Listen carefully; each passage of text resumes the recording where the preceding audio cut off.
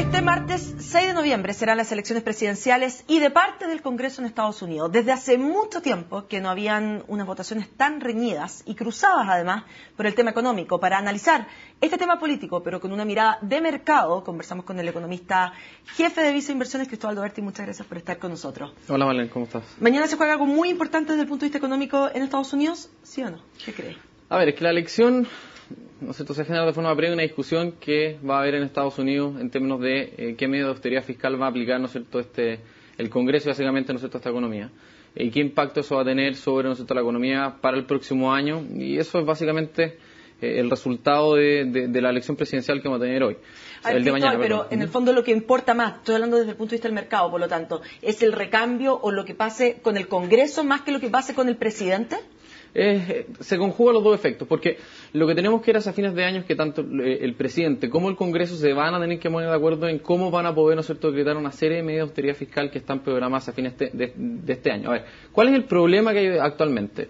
Hacia fines de año y comienzo del próximo, específicamente el 1 de enero, se van a ejecutar una serie de cambios en los gastos, ¿no es cierto?, del gobierno y aumento del impuesto que van a llevar a los indicadores fiscales, ¿no es cierto?, de Estados Unidos hacia niveles más solventes.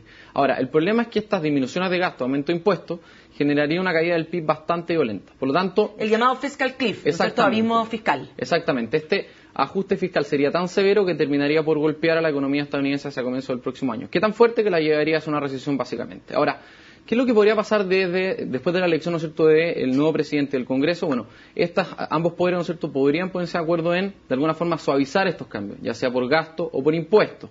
Ahora, ¿cuál es el problema? Que ya sea Obama, ¿no es cierto?, los demócratas o los republicanos tienen una visión distinta de qué cambios o qué cuentas ajustar.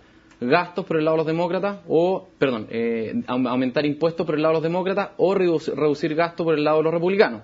Claramente, ¿no es cierto?, que hay una discrepancia. Ambas partes quieren suavizar esta medida. O sea, ambas partes, ya sea Romney u Obama, ambos captan que hay un problema grande. Exactamente, y quieren suavizar los cambios en gastos e impuestos para afectar de la menor forma, ¿no es cierto?, esa economía. Ahora, ¿qué partida cambiar? Es el gran problema. Tampoco, ya sea Obama o Romney quien sea electo, se puede dar el lujo, ¿no es cierto?, de postergar por varios meses, ¿no es cierto?, esta decisión de cambio, porque la otra decisión podría ser, bueno, no hagamos nada, ¿no es cierto?, no afectemos a la economía y que de alguna forma, con mayor tiempo, quizás, ¿no es cierto?, los indicadores de solvencia fiscal los vayamos avisando. Ahora, el gran problema es que, como Estados Unidos sigue gastando más de lo que recauda, sigue aumentando su límite, su deuda, ¿no es cierto?, nominal.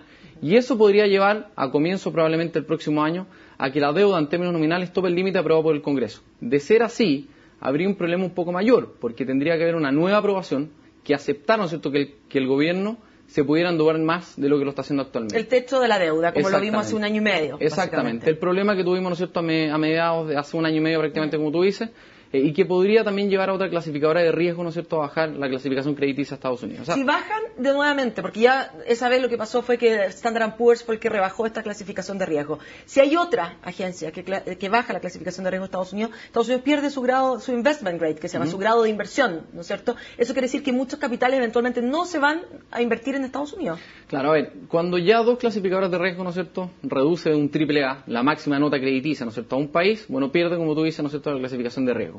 Ahora, ¿eso qué significa en términos de mercado? En primer lugar, va a haber una tensión bastante importante en los mercados, como lo vimos, ¿no es cierto?, hace un par de tiempo. El principal refugio financiero, el dólar, los bonos del Tesoro, de alguna forma pierden, ¿no es cierto?, su máxima nota crediticia. Eso significa, como tú dices, que algunos fondos, por ejemplo, no pueden invertir en este tipo de instrumentos. ¿Por qué? Porque ofrecen a sus clientes que estos fondos solamente se invierten en los instrumentos de mejor clasificación crediticia. Al perder, en un caso hipotético, Estados Unidos la máxima clasificación, esos fondos ¿no es cierto?, podrían comprar ese tipo de bonos.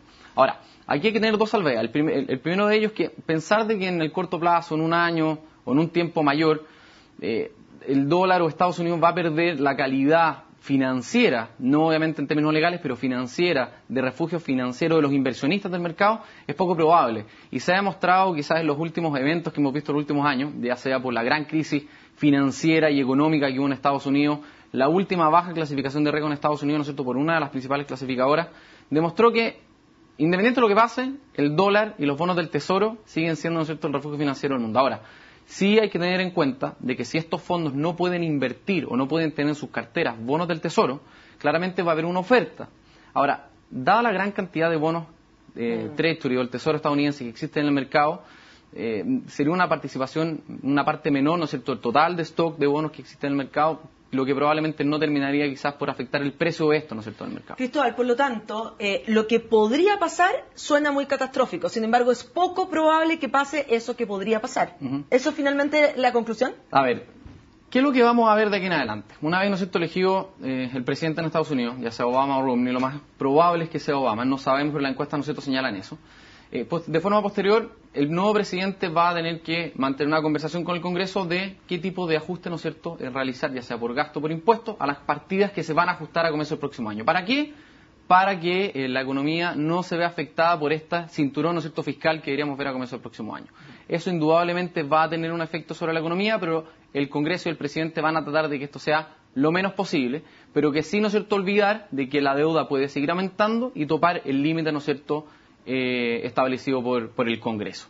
Ahora, si es que no hay ningún tipo de acuerdo y se decide postergar levemente, ¿no es cierto?, esta decisión de qué partida corregir, claro, ahí podríamos tener un evento un poco más complicado porque la deuda seguiría aumentando, toparía el límite de deuda máxima permitido y eso podría de alguna forma alentar a alguna clasificadora de riesgo a bajar la deuda máxima crediticia, ¿no es cierto?, de Estados Unidos, lo que claramente tendría un efecto bastante importante en los mercados en términos que elevaría sus tensiones de forma importante. Claro.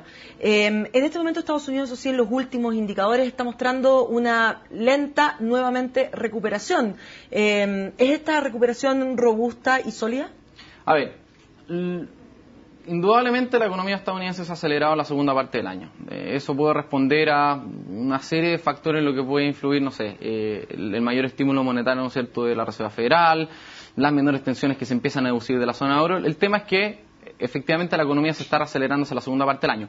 En el corto plazo vamos a ver un efecto del huracán Sandy, indudablemente, que puede ser hacia el último trimestre evaluado en torno a un cuarto, medio punto del PIB, ¿no es cierto?, crecimiento hacia el último trimestre del año. Es decir, probablemente vamos a ver una desaceleración, ¿no es cierto?, influida por este fenómeno climático. Ahora, ¿de qué va a depender el crecimiento del primer semestre en Estados Unidos el próximo año? De cómo, ¿no es cierto?, se resuelva estos problemas fiscales que va a mantener el Congreso con el presidente.